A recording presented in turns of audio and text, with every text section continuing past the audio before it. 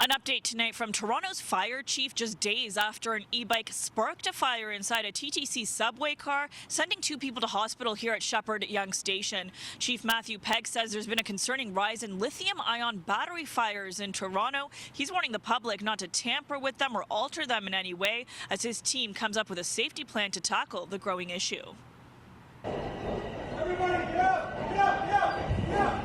Dramatic video taken underground shows a subway car engulfed in flames at Shepherd Yonge Station on New Year's Eve. A man in his 30s was one of the passengers taken to hospital after his e-bike started the fire that spread rapidly inside the vehicle. The high-profile incident sparking concerns about the use of lithium-ion battery-operated mobility devices in Toronto, but no policy yet on banning these devices from the TTC. This is a really complicated, really complex situation because ultimately we have to balance the important need for things like mobility assistive devices on the TTC against and with the concerns and the necessary provisions for public fire safety.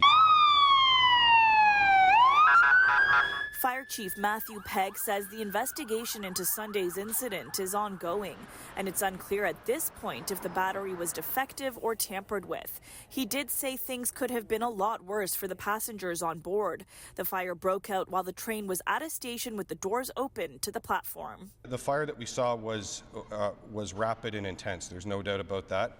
As I commented, the riders that were in the proximity that were on that car did the right thing, and they did it immediately.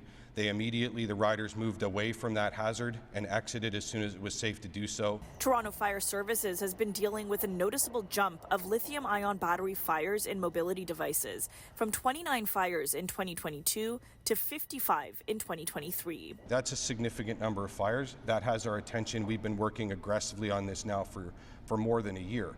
But that has to be put in context against more than 1,600 fires that happened in our city over the course of last year.